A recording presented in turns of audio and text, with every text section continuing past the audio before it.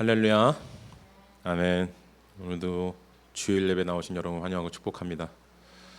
비 피해 갈수록 심해지는데 비도 많이 오고 하루속히 비 그치게 해주셔서 이재민 여러분 고통받지 아니하시도록 하나님께서 인도해 주시길 기도드립니다. 저희 교회가 좀 규모가 커서 도와드릴 수 있으면 좋겠는데 저희도 도움을 받아야 되는 실정이라 너무나 죄송하고 미안한 마음입니다. 열심히 기도해드리겠습니다. 저는 비 오는 걸 좋아하는데 이 비가 이번 비는 정말 좋아할 수가 없더라고요. 비 오는 그 소리 너무 좋아하는데 매일 뉴스에 나오는 것도 전라도 쪽 비 피해 입으신 거 보고 있으면은 이건 정말 너무 심각하다 싶어서 그냥 하루 빨리 그냥 그쳤으면 좋겠습니다. 이 비는 빗소리 듣고 뭐 비 오는 거 바라보지 않아도 좋으니까요. 너무 비 피해가 커서 더 이상 비 안 왔으면 좋겠습니다. 피해가 속히 회복되시고 복구되시고 또 더 이상 피해 입지 아니하시도록 열심히 기도하겠습니다. 비 피해로 고통받고 계신 여러분 모두 하나님께서 좋은 길로 좋은 도움의 손길 주시기를 힘내시기를 정말 진심으로 기도드리겠습니다. 자, 오늘 말씀 보시도록 하겠습니다. 오늘 말씀은 창세기 5장 1절로 32절까지의 말씀입니다. 5장 전체의 말씀인데요. 자, 오늘 창세기 말씀은 5장 전체의 말씀인데 족보 얘기죠. 족보 얘기가 나옵니다. 이제 아담의 계보에서 셋의 자손들에 대한 얘기가 나옵니다. 셋 이야기는 4장 끝절에서도 나오긴 했습니다. 근데 4장에서의 이 셋의 등장은 이 족보의 시작을 알리기보다는 셋이라는 인물의 이 중요성을 부각시키기도 하고 그 부각시킨 이유가 무엇이냐면요. 앞에 4장은 다 가인의 족보에 대한 이야기예요. 가인의 족보에 대한 가인의 자손에 대한 이야기가 거의 대부분인데 그 부분에 대해서는 굉장히 많은 본문을 할애를 했는데 이 중요한 인물인 셋의 이야기는 단 두 줄만 기록을 합니다. 25절, 26절 두 절만 기록을 하고 있죠.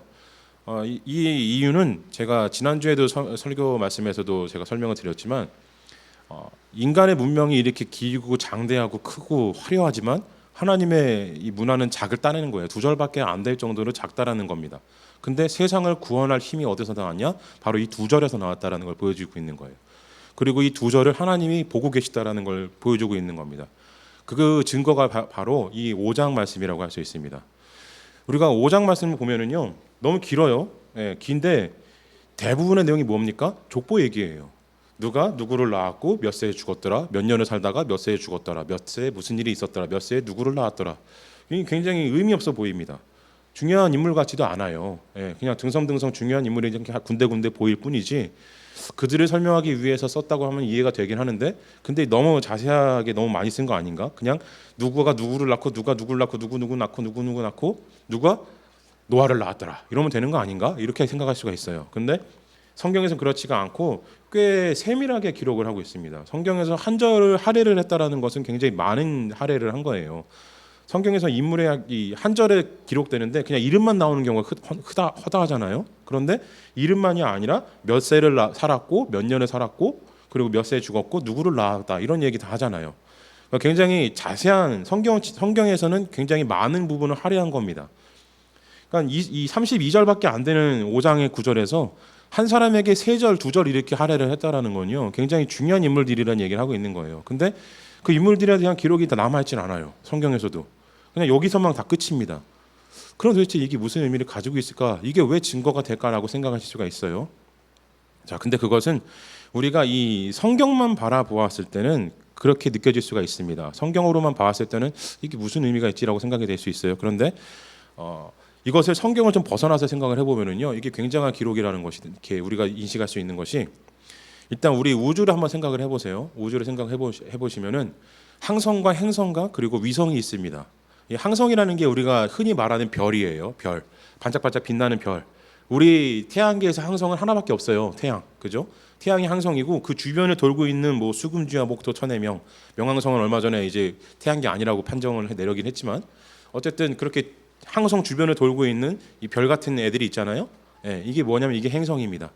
그래서 엄밀히 말하면은 행성은 별이 아니에요. 별로 안 따집니다. 천문학에서는 그냥 우리가 편의상 일반인들이 그냥 별이라고 부르는 거죠. 그렇다는 얘기는 행성만 별이고요. 행성이고 행성에 딸린 위성도 별이 아닙니다. 근데 왜 우리 은하에 지금 이 항성이라고 할 수 있는 별이 몇 개 있냐면은요. 정확하게는 알 수가 없대요. 그런데 이 천문학자들이 계산을 해보니까 작게는 1,500억 개, 많게는 4천억 개까지도 얘기하는 사람이 있다고 합니다. 근데 이런 은하가요, 우주에 몇 개가 있냐면은 2조 개가 있대요. 그러니까 어마어마한 크기죠, 우주가. 그리고 태양이 이 우주에서 큰 별이 아니에요. 보면은 작은 별입니다. 작은 별에 속하더라고요. 저도 깜짝깜짝 놀랐는데 보고 있으면은. 자, 근데 이 광활한 우주에서요, 광활한 우주에서 이 어마어마하게 큰 우주에서 솔직히 태양이라는 항성 하나도요 없는 거나 마찬가지입니다. 이 큰 우주에서 태양 하나를 찾아가지고 그걸 발견할 확률이 얼마나 될까요? 근데 그 태양보다도 한참 작은 지구, 그 지구에서도 보이지 않을 정도로 작은 나 한 사람, 이 한 사람을 찾아낸다는 확률이 얼마나 될까요? 우주에서는요 없는 거나 마찬가지예요. 거의 제로에 가깝게 수렴하는 존재죠. 인간이라는 존재는. 우리는 굉장히 미약한 존재입니다. 우주에 비하면은요. 이 정말로 우주에 비해서 보잘것없는, 눈에 보이지도 않고 없는 것 같은 존재일 것 같은 인간은 창세기에서도 마찬가지였습니다. 창세기 5장에서도 마찬가지였어요. 여기에 아무리 기록이 돼 있다고 할지라도 이들은 여전히 우주에서 없는 것 같은 존재들이나 마찬가지였습니다. 근데 하나님께서 이들을 발견을 하신 거예요. 물론 하나님 만드셨으니까 당연한 거 아니냐라고 생각하실 수가 있는데, 이 큰 우주에서 그 많은 우주의 많은 항성들을 놔두시고 그 항성도 아닌 행성 중에 하나인 지구의 인간을 하나를 하나님께서 한 명 한 명 이름을 거론을 하시면서 기여를 하신다라는 겁니다. 어마어마한 일이죠. 이게 왜 하나님의 이 증거가 되냐면요, 4장에서 하나님께서 두 절밖에 할애하지 아니하는 셋의 자손들로 인하여서 구원의 이 능력을 허락하셨다는 증거가 왜 되냐면요, 하나님께서 정말로 미약하고 보잘것없는 존재인 인간인 걸 알고 계시다라는 겁니다. 근데 그 인간을 기억하신다라는 거예요. 우주에서 없는 거와 마찬가지. 하나님이 소유하신 것들 중에서, 하나님께서 가지고 계신 것들 중에서 극히 일부분 미약한, 눈에 보이지도 않는 그냥 없는 거나 마찬가지인 존재인 인간을 통해서 하나님의 뜻을 드러내 보이신다라는 거예요. 이러니까 여러분, 이 5장의 족보의 기록은요, 그냥 족보의 의미가 아니라 하나님이 인간을 얼마나 사랑하시는지에 대한 기록인 것입니다. 창세기에서 우주를 만드셨다는 하나님께서 만드셨잖아요. 우주를 만드신 그 하나님께서 인간을 살펴보시기 시작하셨다는 걸 보여주고 있는 거예요. 그러니 하나님께서 이 한 명 한 명의 이름을 부르시면서 이를 통하여서 구원의 계획을 세워주셨다는 것을 우리에게 알려주고 계신 겁니다. 얼마나 큰 사랑이에요. 근데 하나님 우리를 향해서 뭐라 그러셨어요? 마태복음 10장 30절에서 뭐라 그러셨습니까? 너희에게는 머리털까지 다 세신 바 되었나니, 이 말씀을 하세요. 자, 여러분, 하나님은요, 이 우주에서 인간이라는 존재는 없는 거나 마찬가지라고 제가 말씀을 드렸잖아요. 네. 머리카락 숫자 세는 게 쉬울까요? 아니면 우주에서 이 인간을 찾아내는 게 쉬울까요? 머리카락 세는 게 쉽죠. 네. 근데 그 찾아내기 힘든 인간을 찾아내서 하나님 뭐 하시냐면은 머리카락까지 숫자까지 세신다라는 거예요. 네. 앞에서 제가 말씀드린 머리카락 세는 우리가 우리 머리카락 세는 거 말하는 거예요. 근데 우리는 머리카락 숫자 세는 게 우주에서 우리 찾아내는 것보다 쉬운데, 머리카락 숫자 알고 계십니까? 모르시잖아요. 그죠? 우리는 몰라요. 저도 몇 개인지 모릅니다.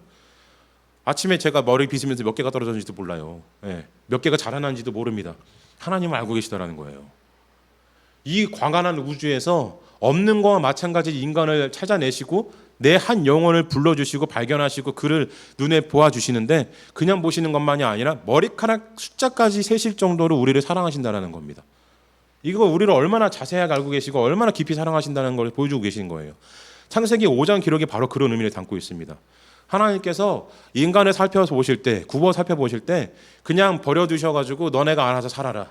이제는 너네는 저주받은 존재니까 너네는 땅에서 엉겅퀴가 나고 가시덤불이 나는 그 땅을 갈아엎어가지고 죽을 때까지 땀 흘려야지만이 먹고 살 수 있는 존재니까 이제 너네는 땀 흘리면서 살아라. 이제는 너네는 니네가 알아서 살아야 돼. 이렇게 말씀하시는 게 아니라, 그 버려진 인간을 그냥 버려두신 것이 아니라 너네가 지금 가서 그렇게 고생하고 힘들게 살아야 되겠지만 이제는 내가 너희와 함께 해주는데 머리카락 숫자까지 세면서 너와 함께 지켜줄게. 이 말씀하고 계신 거예요. 굉장한 은혜인 거죠.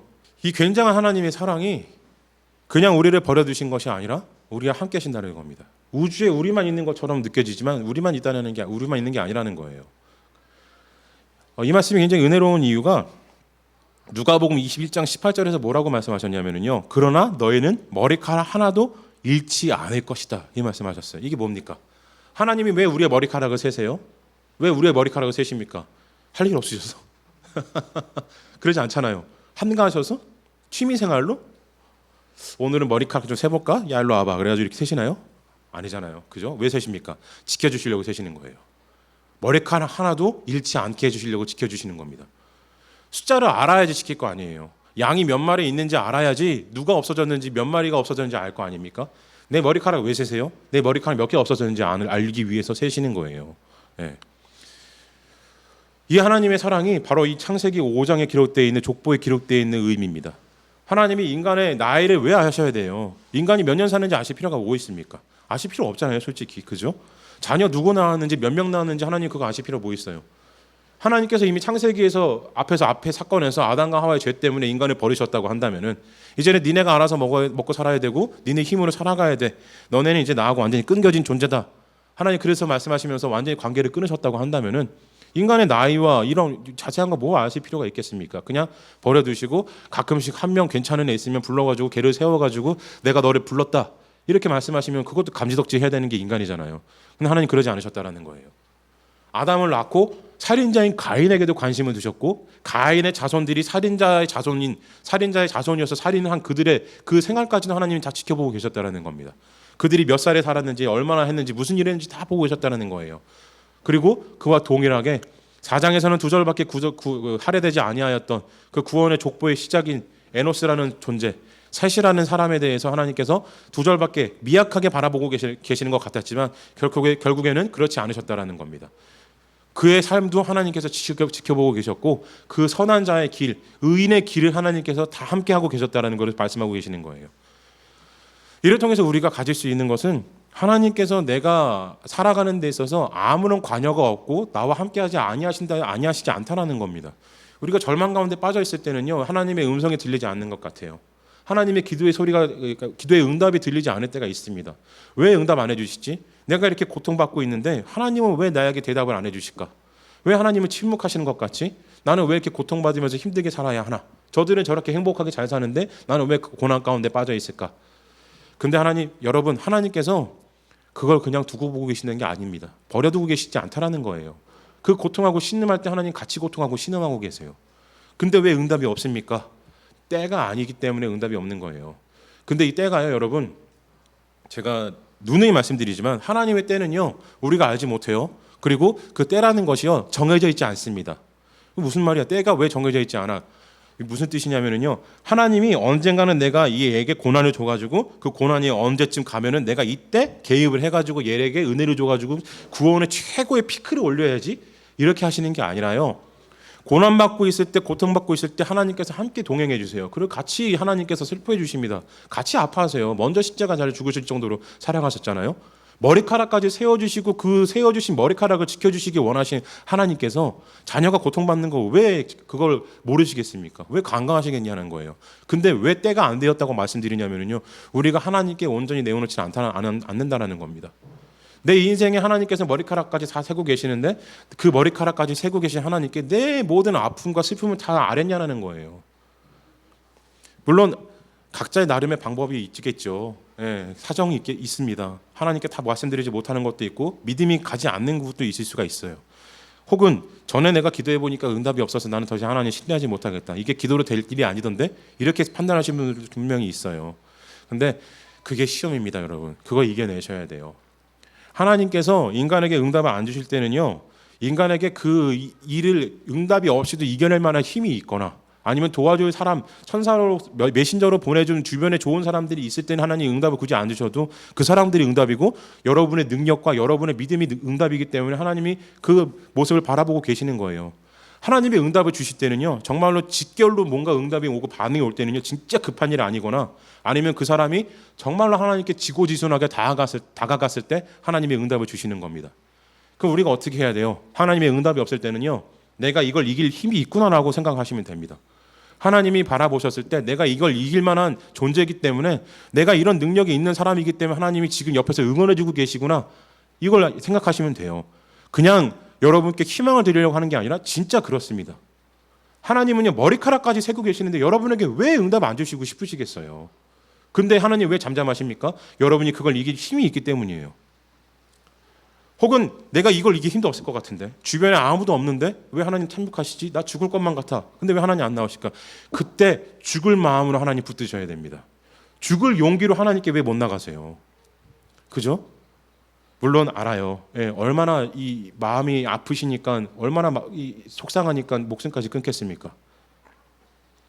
저도 저희 예수님 떠났을 때 우울증이 왔었어요. 교회에서 버림받았었습니다. 저는 물론 그분들은 제 얘기 들으시면 네가 잘못했으니까 뭐 이런 얘기 하시겠죠. 근데 저는 버림받았어요. 예, 좀 심한 말도 듣고 그랬습니다. 그 사람들, 제가 있던 교회 개인들은 모르겠지만, 근데 저는 정말로 많은 사람들에게 돌아가면서 조리돌림 당하듯이 많은 얘기를 들었어요. 교회를 나오지 말란 얘기도 들었었고, 어떤 사람은 저 인간 취급도 안 한 사람도 있었어요. 네. 굉장히 많은 상처를 받았습니다. 교회 나가서 오히려 더 저는 상태가 안 좋아졌어요. 그리고 제가 우울증이 왔어요. 네. 우울증이 와서 정신도 좀 제정신이 아니었습니다. 정신이 분열 증세까지 와가지고 정상이 아니었어요. 그래서 저도 생각했어요. 네, 죽어야 되겠다 이런 생각도 했습니다. 하나님 안 계신 것 같다고. 근데 못 죽었어요. 네, 왜 못 죽었냐면요. 어릴 때 교육받았던 장로교에서 자랐는데, 제가 어릴 때 자살하면 지옥 간다는 교육이 세뇌가 머리 깊숙이 박혀 있어가지고요. 죽기 직전까지 갔는데 너무 무서운 거예요. 죽는 게 무서운 게 아니라 죽고 나서 영원히 지옥에서 살아야 된다는 그 어린아이 같은 유치한 믿음이 저를 못 죽게 만들었습니다. 그리고 몇 년간을 고통받았어요. 죽을까 못 죽겠다. 죽어야지 못 죽겠다. 이게 계속 반복이었어요. 네. 자, 그러다가 어느 날 제가 그렇게 방황하고 하나님 못 찾고 사람도 못 믿고 교회도 못 믿었어요. 네, 교회 가봤자 놀리니까요. 사람들 뒤에서 손가락질하면서 인간 취급 안 하니까요. 교회 가고 싶겠습니까? 근데 왜 교회에 붙어 있는지 신기하시죠? 어떻게 교회 여기까지 나왔는지 신기하지 않습니까? 하나님이 그러세요. 정말 위대하신 분입니다. 어느 날 제가 더 이상은 못 살겠다 싶어가지고, 이대로는 안 되겠다 싶어서 진짜 죽어야 되겠다는 생각을 했는데, 그냥 문득 든 생각이 성경 말씀 읽고 죽자 생각이 들었어요. 네. 제가 이 얘기는 진짜 처음 하는 겁니다. 그냥 다른 분들에게는 그냥 어느 날 문득 하나님이 성경 읽게 해주셔서 이렇게 말씀드렸어요. 지금까지는. 근데 정말로 성경 읽고 죽자 그랬어요. 마지막으로 한번 읽고 응답 없으면 죽자 이랬는데, 성경 말씀 펼쳤더니 딱 나오는 말씀이 뭐냐면은 하나님 너를 사랑하신다, 이 말씀을 딱 하시는 겁니다. 제가 그 말씀을 듣고 우연이라고 생각을 했어요. 네. 우연이겠지. 신약 말씀이니까 그렇겠지. 근데 구약 말씀이 펼쳤는데 구약에서도 또 나오는 거예요. 하나님이 너를 사랑하신다고, 너를 얼마나 사랑하시는지. 야, 이것도 우연이겠지. 찬송가를 펼쳤습니다. 신약, 구약, 찬송가 3개 다 펼쳐봤어요. 찬송가 펼쳤더니 어떤 찬송가 나오냐면은 예수 사랑하심이 딱 나오는 겁니다. 자, 그때 제가 꼬꾸라졌어요. 네. 찬송가 말씀 읽으면서 죄송합니다. 그때 생각만 하면은 그때 꼬꾸라졌습니다. 예수 사랑하심은 찬송가 그 한 소절에 무너져 버렸어요. 그리고 제가 4시간인지 5시간인지 모를 시간을 정말 울기만 했습니다. 울다가 찬송 부르다가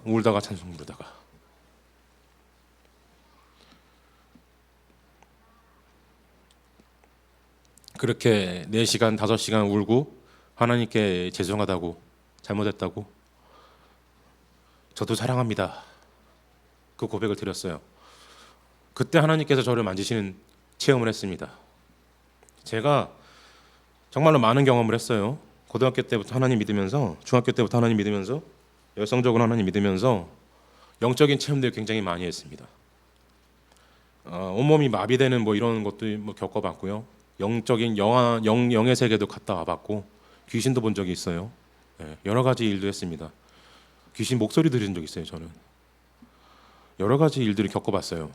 그런데 그런 영적인 체험들, 그런 제 안에 있는 개인적인 체험들이 다 의미가 없을 정도로, 의미가 없다라고 생각할 정도로 그 예수 사랑하심은 한마디 말씀이 너무나 저는 은혜가 되는 거예요. 성경의 말씀에 내가 너를 사랑한다 그 한마디 말씀이 음성 한마디가 제가 겪었던 모든 체험들하고 비교가 안 될 정도로 값지게 여겨졌습니다. 그리고 제가 꼬꾸라져 버렸어요. 더 이상은 제 삶은 남아있지 않더라고요. 여러분, 그리고 그 이후에 어떤 일이 일어나냐면요, 제 우울증이 사라졌어요. 제 정신창란이 이 정신분열이 사라졌습니다. 정말로요. 저는 이전까지는 제정신으로 살지 않았어요. 근데 어떻게 언제 그렇게 나았는지 모르겠는데 정상이 되어버렸어요. 어느 날 문득 정신 차리니까 내가 더 이상 우울하지도 않고 우울증 겪었을 때 그 고통을 겪지도 않고 정신창란으로 인해서 정신분열로 인하여서 정신이 정말 떨어진 것 같은 내 제정신이 아닌 인격이 분열되어진 거 있는 것 같은 그런 느낌이 한 번도 들질 않아요. 그 이후로 그게 사라졌습니다. 그냥 완전히 사라져 버렸어요. 제가 그때 깨달았어요. 예, 말씀의 위력이 찬송의 능력이라는 것이 어떤 것인지 그때 깨달았습니다. 내가 아무리 개인적인 체험을 많이 해도 하나님의 그 사랑의 음성 한마디가 그 모든 체험보다 앞서시는구나. 그래서 제가 그때부터 말씀에 목숨 걸기 시작을 한 거예요. 그래서 제가 만났던 모든 성도님들, 제가 담당했던 모든 아이들, 청년들에게 항상 하는 말이 감성에 의지하는 게 아니라, 감정에 의지하는 게 아니라 찬양으로 하나님께 열광을 드리려고 하지 말고 말씀 속에서 발견한 하나님의 사랑을 찾아내려고 해라. 이 말씀드린 이유가 바로 여기 있습니다. 저와 같은 실수 안 했으면 좋겠어서. 제가 겪었던 그 과정들, 그 지난하고 고통스러웠던 그 과정들 다 생략하고 그냥 말씀 읽음으로 인하여서 제가 끝에 얻었던 그 크신 은혜들을 다 찾았으면 좋겠어서. 제가 여러분, 저 잘난 척 하려고 강해 설교하고 설경 말씀만 붙잡고 사는 게 아니에요. 제가 뭐 잘났다고, 저 학벌도 내세울 게 없고 아무것도 잘난 게 없습니다. 교회는 없어요. 예, 저희 가족밖에 없습니다. 제가 뭐 잘났겠습니까? 유튜브에 영상 올리지만 뭐 잘났다고 영상 올리겠어요. 구독자 13분 정말로 감사. 저는 정말 13명이나 되다니 생각을 하지만 여러분 대형 유튜브 하는 분들 보세요. 몇 명입니까? 막 100만, 1000만 이러잖아요. 구독자가. 아주 미약한 존재예요. 저는 별 볼 일 없는 사람입니다. 그럼 제가 뭐 잘났다고 여러분에게 이 성경 말씀 들고 이러니 저러니 얘기를 하겠습니까?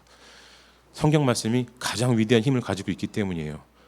여러분, 고통 가운데 계시면은요, 하나님의 음성이 들리지 아니하시면은요, 마지막까지라도 말씀을 붙잡으세요. 내 생각대로 하나님 말씀을 붙잡으려고 하지 마시고, 내 의지대로 하나님 찾아보려고 하지 마시고, 내 입맛에 맞게 내 상황에 맞는 하나님 찾으려고 하지 마시고, 그냥 지고지순하게 하나님 자체만 찾아보십시오. 우주에서 나를 찾아내시고 나를 찾아내셔가지고 머리카락까지 세신 그 하나님을 불러보세요. 하나님의 응답을 안 주실 리가 없습니다. 여러분의 그 고통을 모르실 리가 없기 때문이에요. 저를 죽음의 마지막 그 순간에 건져내셨듯이 그 순간까지 하나님 버려주셨다 갑자기 짠 하고 나타나신 게 아니라 그 모든 순간을 함께 해주셨다는 걸 저에게 말씀해 주셨어요. 제가 그 4시간 동안 울면서 기도하면서 5시간 동안 울면서 기도하면서 제가 깨달은 게 봤던 게 뭐냐면요, 사람 죽기 전에 주마등 본다 그러잖아요. 저는 그때 주마등을 그때 겪었어요. 어릴 때부터 제가 살아온 역사가 쫙 보이기 시작을 하는데 그 모든 순간에 하나님이 함께 계셨어요. 저는 그 감동을 잊을 수가 없습니다. 아, 나 혼자 아픈 게 아니었구나. 나 혼자 슬픈 가운데 미쳐가는 게 아니었구나. 내가 고통하고 있을 때, 신음하고 있을 때 하나님 너무 슬퍼하셨구나. 여러분, 하나님은요, 오늘 이 창세기 5장에 기록되어 있는 사람들에게만 그들의 족보만 기록하시고 그들의 역사만 기억하시는 게 아닙니다. 예수 그리스도로 이어지기 때문에 이들의 역사를 기록하신 이유가 아니에요. 왜 기록하셨습니까? 예수 그리스도까지 이어지는 족보를 왜 기록을 하셨습니까? 여러분까지 이어지는 족보기 때문에 기록해 주신 거예요. 여러분에게 하나님께서 말씀해 주시는 겁니다. 내가 너의 나이를 세고 있고 너의 연수를 세고 있고 머리카락을 세고 있고 너의 자녀들과 너의 삶을 세고 있다. 내가 너와 함께하고 있다. 이 말씀을 주시기 위해서 하나님께서 기록을 주신 겁니다. 그러니 슬픔에 빠져 계실 때, 아픔에 빠져 계실 때 아파하지 마세요. 네, 슬퍼하지 마세요. 하나님 찾으시면 됩니다. 하나님 분명히 응답해 주십니다. 저 같은 사람도 살리셨잖아요. 저 얼마나 못된 사람인지 모릅니다. 제가 잘난 듯이 뭐 싸움 얘기하고도 그러는데 정말로 못됐었어요. 고등학교 때 저 아는 친구들은 알 겁니다. 얼마나 나쁜 인간이었는지. 20대 때도 다르지 않았어요. 네, 사람 때리고 다니고 그랬습니다. 지나가다 괜히 사람 때리고 그랬어요. 하나님 믿는다 그러면서도 그러고 살았어요. 네, 자기 힘만 믿고 참 나쁜 인간이었습니다. 나쁜 짓은 정말 다 했어요. 감옥에 갈 만한 수준만 아니지. 사람 죽이는 것 빼고는 거의 다 해본 것 같아요. 네. 근데 그 나쁜 인간을 정말로 못된 인간인 저를 하나님께서 부르시고 치유해 주셨잖아요. 만져주셨잖아요. 근데 여러분, 저보다 나은 분들은 아니십니까? 그죠? 지금 나와서 예배 드리시잖아요. 예배 드리시고 유튜브를 통해서도 하나님 말씀 찾으시잖아요. 저보다 나은 분들이세요. 네. 저는 하나님 체험했음에도 불구하고 그렇게 나쁘게 살았어요. 근데 여러분 그러지 않으시지 않습니까? 저보다 나은 분들이세요. 그럼 여러분, 저보다 나은 분들이면 나은 은혜를 받으셔야죠. 그죠? 저보다 나은 복을 받으셔야죠. 저보다 나은 하나님의 그 인도하심을 받으셔야죠. 그 인도하심이 어디 있습니까? 말씀 속에 있어요. 기도 속에 있고 찬양 속에 있습니다. 오늘 창세기 5장 말씀이 바로 이런 의미를 가지고 있습니다. 우리 하나님께서 우리를 인간의 형상대로 빚으시고 그 형상대로 빚으셨는데 오늘 이 셋의 족보를 만드시면서 거론을 하시면서 셋을 뭐라 그러시냐면요, 아담과 같은 형상으로 지으셨다 이렇게 말씀하셨잖아요. 그죠? 왜 이런 말씀을 하십니까? 아담은 하나님의 형상대로 지은 자예요. 근데 가인은 이런 기록을 안 주십니다. 그 얘기는 셋이라는 사람이 하나님과 동행하는 사람이었다라는 겁니다. 예. 물론 하나님과 동행했다는 얘기는 그렇게 쉽게 나오진 않아요. 여기서 이제 에녹만 그렇게 기록을 하고 있죠. 22절에서 에녹이 하나님과 동행했다라고 말씀을 하고 있는데, 이 셋에 대해서 설명을 하실 때도 그죠? 22절 보시면은 무드셀라는 낳은 후 300년을 하나님과 동행하며 자녀들을 낳았으며, 그죠? 동행하며라고 기록이 되어 있습니다. 네. 보셨죠? 네. 자, 그리고 3절에 보시면은 3절 말씀 함께 잠깐 보실게요. 아담은 130세에 자기의 모양 곧 자기의 형상과 같은 아들을 낳아 이름을 셋이라 하였고. 자, 이 셋과 에녹에 대해서 하나님께서 이런 말씀을 주신 이유는요, 가인의 족보에서는 볼 수 없는 특이한 이 기록입니다. 가인에서는 이런 말씀이 안 나와요. 가인이 첫 번째 아들이었는데 하나님의 형상대로가 아니라 세 번째 아들의 셋에게 하나님의 형상대로 지은 받은 아들이라고 얘기를 합니다. 이게 뭐냐면은요, 아담을 지으셨을 때 첫 번째 목적을 따르는 아들이었다는 겁니다. 셋이. 그리고 그 아들에서 누가 나옵니까? 에녹이 나와요. 근데 그 에녹이 하나님과 동행하면 어떻게 되나요? 죽지 않고 하나님께 들려 올려가죠. 자, 여기서 우리가 발견할 수 있는 힌트가 있어요. 무슨 힌트냐면은 우리가 고통 가운데 있을 때, 고난 가운데 있을 때 어떻게 하나님의 가호하심을 지켜주심을 받느냐, 바로 이겁니다. 하나님과 동행하는 것, 하나님의 형상을 닮아가려고 노력하는 것. 제가 앞에 말씀드렸던 제 인생을 말씀드릴 때 깡패같이 살고 그렇게 나쁜 놈처럼 막 그렇게 살았는데, 그게 이제 정확하게 말씀드리면은 고등학교 이제 후반 때예요. 고2 때, 이제 고2 말기 때부터 좀 삐뚤어지기 시작했어요. 교회 회장 끝나면서 이제 내가 교회에서 할 만한 일은 다 했다 생각을 해가지고 이제 고3 올라가기 전부터 담배도 피우기 시작을 했고, 그리고 대학교 가서도 계속 이렇게 방황하고 그랬습니다. 나쁘게 살았죠. 근데 그 이전에 어떤 삶이었냐면요, 중2 때부터 고2 때까지는요 정말 지고지순한 믿음이었어요. 정말 하나님 어떻게든 닮아보려고 노력을 했습니다. 근데 왜 그렇게 변했는지도 모르겠어요. 사춘기의 영향이었던 것 같은데. 근데 그때 하나님을 엄청나게 열심히 믿었어요. 찾았습니다. 말씀도 열심히 공부했죠. 그때 제가 드렸던 기도들, 그때 제가 하나님과 맺어졌던 관계들, 그때 하나님께서 저를 부르셨던 그 음성들이 제 안에 남아 있었던 거예요. 그게 나중에 제가 삐뚤게 나가고 방황했을 때 그때 그 음성이 저를 불러주신 겁니다. 그러니까 쉽게 설명을 드리면은요, 정말로 이렇게 맞는 설명은 아니지만 일종의 접근 같은 거죠. 정말 맞는 얘기는 아니에요. 똑같은 얘기는 아닙니다. 근데 쉽게 설명을 드리면은요, 이해하기 쉽게 설명을 드리면은 우리가 기도를 쌓아놓으면은 그 기도가 어느 순간 우리가 필요할 때 우리를 불러주신다는 겁니다. 우리가 위기에 빠졌을 때, 방황할 때, 하나님을 떠났을 때 우리를 불러주신다는 거예요. 근데 그 기도가 어떤 기도여야 되냐? 지고지순한 기도여야 한다는 겁니다. 셋과 같이, 에녹과 같이 하나님과 동행하려고 하는 노력이 있어야 된다는 거예요. 그냥 썬데이 크리스찬으로 대충 다니면 하나님이 그런 은혜를 주지 않으신다는 거예요. 조건부 교환 같으세요? 조건부 교환이에요. 하나님과 우리의 관계는요, 교환 관계입니다. 1대1의 관계예요. 하나님이 우리를 사랑해서 어떻게 하셨습니까? 만들어 주셨잖아요. 생명을 불어넣어 주셨어요. 주셨는데 죄를 지어서 어떻게 하십니까? 쫓겨내시죠. 근데 쫓겨낸 거에서 하나님 그냥 이제 끊어버리자 하고 아니하시고 어떻게 하셨습니까? 또 한 번 더 불어넣어 주셨어요. 예수 그리스도의 생명을. 그죠? 그리고 나서 예수 그리스도께서 하늘로 돌아가시고 나서 어떻게 하십니까? 이번에는 생명을 불어넣어 주셨던 성령님께서 직접 오셨어요. 땅 가운데. 그렇게 해서 함께 동행해 주십니다. 하나님은요, 제가 자주 말씀드리는 표현인데, 우리에게 주실 수 있는 모든 걸 다 주셨습니다. 과학을 발전시킬 수 있는 지성도 주셨죠. 하나님을 인식할 수 있는 이 이성과 지혜도 주셨습니다. 그리고 하나님을 알 수 있는 영적인 능력도 주셨어요. 인간만이 가질 수 있는 여러 가지 능력들이 있잖아요. 감성도 있고 생각할 수 있는 힘도 있고 여러 가지 주셨습니다. 세상도 주셨어요. 다 주셨어요. 이제 주실 수 있는 거. 생명까지도 내어주셨으니까요. 이제는 더 이상 주실 게 없으십니다. 이제 우리가 하나님께 드려야 될 차례예요. 그래서 교환관계라는 겁니다. 하나님이 그렇게 많이 주셨는데 그 많은 거에 있어서 똑같이 하나님 받기를 원하시지 않으신다는 거예요. 똑같이 드릴 수가 없죠. 어떻게 우리가 하나님의 생명을 갚겠습니까? 근데 하나님 똑같이 갚기 원하지 않으시잖아요. 뭘 원하십니까? 우리의 마음만 원하신다는 거예요. 우리의 생명도 원하지 않으세요. 네가 날 믿어? 날 사랑해? 지금 당장 죽어. 이러지 않으시잖아요. 너 지금 당장 가가지고 오지 가가지고 목숨 걸고 선교해라. 이러지 않으시잖아요. 그죠? 안 그러세요. 안 가도 꾸짖지 않으십니다. 선교 안 해도 꾸짖지 않으세요. 목회 안 해도 혼내지 않으세요. 여러분 모두가 다 목회자가 아니시잖아요. 왜 안 꾸짖으십니까? 왜 하나님께 매진하지 아니하는 삶인데도 하나님께 왜 안 혼내십니까? 그걸 교환하기 원하지 않으신다라는 거예요. 뭘 원하십니까? 우리의 마음을 원하신다라는 거예요. 전심과 전력으로 하나님께 나아가는 그 지고지순한 진심을 원하신다라는 거예요. 다른 거 없습니다, 여러분. 헌금을 원하지 않으세요. 11조 원하지 않으세요. 우주를 만드셨잖아요. 이 어마어마한 우주, 태양과 같은 항성이 이 4천억 개가 있어야지 은하 하나인데 그 은하 하나가 22조 개가 있는 이 우주를 소유하고 계신 하나님께서 여러분의 11조를 탐하시겠어요? 아니에요. 여러분 11조 없어도 하나님 하나님이십니다. 비게이츠가 전 재산 아니면 뭐 아마존 그 회장이 갑자기 회심해가지고 하나님 믿어가지고 전 재산 하나님께 드리겠습니다 하면은 하나님 기뻐하실까요? 안 기뻐하세요. 네. 그거 받아서 뭐 하시게요 하나님께서? 하나님 건데. 그죠?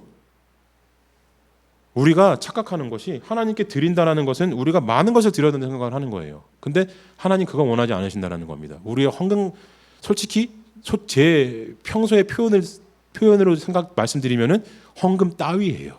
11조 따위입니다. 우리의 헌신 따위예요. 예, 보잘것 없어요. 근데 왜 하나님 그걸 우리에게 원하시고 기뻐하십니까? 마음을 먼저 원하시기 때문이에요. 마음을 드린 자의 헌금을 기뻐하시고 마음을 드린 자의 헌신을 하나님께서 기쁘게 받아주시는 것이지 헌금을 내려고 원하시는 게 아니고 와서 노동하기 원하시는 게 아닙니다. 마음도 없는데 교회 와서 일하는 사람들 보면은요 하나님께서 기뻐하지 않으세요. 교회 와서 일할 필요가 없어요. 안 하는 게 나아요. 마음은 없는데 믿음도 없는데 눈치 보여가지고 주부의 이름 올라가는 것 때문에 헌금한다? 그러면 하실 필요 없습니다. 하나님 기뻐하지 않으세요. 교회들도 제정신이 아니에요. 11조 노래 만들어가지고 11조 바치라 그러잖아요. 제정신이 아니에요. 11조든 헌금이든 뭐든지 간에 자기의 믿음의 분량대로 하시면 됩니다. 제 믿음에서 11조는 필요하다라고 여기기 때문에 저는 11조를 하는 것뿐이지 여러분 믿음에서 11조가 필요 없다고 여기시면 안 하셔도 돼요. 하나님 그거 뭐라 안 그러십니다. 관계없어요. 11조도 안 한다고 천국 못 갑니까? 그렇게 얘기하는 목사가 있으면요 중세 이 면제부 팔던 신부들하고 똑같은 짓거리를 하는 겁니다. 그런 목사 있는 교회는 가지 마세요. 그런데 정말로 폐악한 곳입니다. 그런 곳에 가지 마십시오. 1,000원짜리 내면 어떻고 10원짜리 내면 어때요? 저는 인터넷 유튜브에서 세상 사람들이 조롱하는 노래 하나 있어요. 1,000원짜리 안 돼요. 10,000원짜리 내세요. 뭐 이런 애들 노래 막 나와서 하는 찬양 있어요. 어른들 막 이쁘다고 막 박수치고 막 깎아거리는데 1,000원짜리 왜 내면 안 됩니까? 폐지 주는 할머니들 그 폐지 팔아가지고 얼마 버시겠어요? 그 할머니들 일주일 동안 얼마나 버시겠습니다. 하루에 2,000원, 3,000원 버시는 분들인데 1,000원짜리가 얼마나 귀하고 값진 돈인데 1,000원짜리 안 된다니 뭔 헛소리를 그 애들 입을 통해서. 괜찮아요. 11조 안 하셔도 됩니다. 1,000원짜리 내셔도 돼요. 100원짜리, 10원짜리 괜찮습니다. 장난으로 내는 것만 아니시면 돼요. 네. 동정하듯이 내가 돈 많은 사람인데 헌금하라고 10원짜리 하나 받아라 이러면은 안 되죠. 그러면은 정말로 하나님 모독하는 겁니다. 근데 정말로 돈이 없어서 주머니 뒤져봤더니 10원짜리 하나밖에 없다 그러면은 내세요. 2랩돈 냈던 과부에게 뭐라 그러셨습니까? 여기 있는 자들 중에 가장 큰 헌금하셨다 그러셨어요. 가장 많은 헌금하셨다 그러셨어요. 어째서 그렇게 말씀하십니까? 하나님은요 인간의 가치하고 판단 단위가 다르세요. 우리에게 많은 걸 원하지 않으십니다. 우리에게 많은 헌신을 원하지 않으세요. 단 하나 원하시는 거예요. 나의 마음, 나의 지고지순한 마음 하나 원하신다는 겁니다. 그 마음을 드렸을 때 하나님이 기억해 주신다는 거예요. 그 지고지순한 마음을 드렸을 때 그래 너는 정말로 네 속에는 나를 순수하게 사랑할, 나를 정말로 사랑할 그 마음이 심겨져 있는 걸 내가 너를 알아. 그래서 나는 너를 죽어도 포기 못하겠다. 그래서 잡아주시는 거예요. 저를 그 죽음의 구렁텅이에서 꺼내주셨듯이 마지막까지 잡아주시는 겁니다. 그 하나님의 사랑이 우리가 오늘 드리는 예배에서부터 시작되는 거예요. 우리가 오늘 하나님께 드리는 고백에서부터 시작되는 겁니다. 주님, 제가 여기 있습니다. 정말로 주님 진심으로 사랑하고 싶습니다 라고 고백드리는 그 모든 음성 가운데 하나님이 응답해 주시고 인을 치신다라는 겁니다.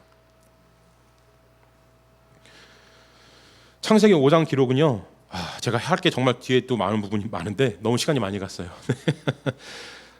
자, 창세기 5장 기록은요, 바로 이런 의미가 제일 커요. 예, 하나님께서 우리를 얼마나 사랑하시는지에 대한 기록이 바로 여기에 기록되어 있는 겁니다.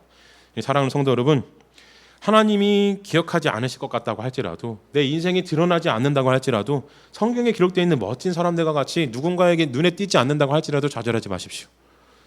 교회에서 눈에 띄지 않는다고 해서 좌절하지 마세요. 혹은 정말로 교회에서라든지 세상에서 왕따다운 계신 분들 계시면은요, 이 영상 한번 보셨으면 좋겠어요. 좌절하지 마세요. 예, 저는 교회에서 버림받은 자였습니다. 목회자도 포기했었어요. 예, 저에게 그렇게 얘기했어요. 하나님께서 반드시 너에게 네가 한 짓을 갚으실 거라고 저한테 그렇게 얘기했어요. 어떤 부목사는 저한테 와서 그랬습니다. 저는 유기됐 대요. 하나 장로교 교리대로 선택과 유기가 있는데 저는 유기됐대요. 버림받았대요. 저는 이런 사람이었습니다. 교회에서 이런 얘기 듣고 살았어요. 참 대단하죠. 그 사람들 대단한 것 같아요. 그 사람들 참 어떤 삶을 사실지 모르겠는데 뭐 잘하시겠죠, 목회. 네. 근데 저한테 했던 말 그대로 하지 마세요. 왜냐하면요, 저는 지금도 당신들을 미워하기 때문입니다. 그런 말 하지 마세요. 네. 저는 그래서 아무한테 그런 얘기 안 합니다. 버림받을 만한 존재가 없어요, 세상에는. 자, 아무튼 교회에서 그런 부당한 대우, 그리고 아무도 알아주지 않는 것 같은 삶을 사신다고 할지라도 여러분, 하나님은 여러분 알고 계세요. 네. 하나님이 알고 계시는 게 못 믿으시면은요, 우리 예단교회로 오세요. 제가 알아드릴게요. 제가 안아드릴게요. 제가 들어드리겠습니다. 제가 여러분의 편이 되어드릴게요. 나중에 여러분이 혹시나 제 뒤통수를 친다고 할지라도 저는 여러분이 편이 되어드리겠습니다. 하나님이 그러시니까요. 그러니 좌절하지 마시고 절망하지 마시고, 여러분의 이름은 성경에 오늘 족보가 기록되어 있듯이 여러분의 이름도 생명책에 기록되어 있습니다. 하나님은 그 이름을 읽고 계세요. 그러니 실망하지 마시고 좌절하지 마시고 착하신 마음으로, 하나님께서 주신 그 첫사랑의 마음으로 하나님 끝까지 붙잡으셨으면 좋겠습니다. 그러면 여러분이 하나님께서 인도하시는 그 길로 인하여서 정말로 행복한 구원의 정말로 충만한 삶들을 사시게 될 거라고 저는 분명히 확신합니다. 그런 삶들 사시기를 진심으로 축원드립니다. 아멘.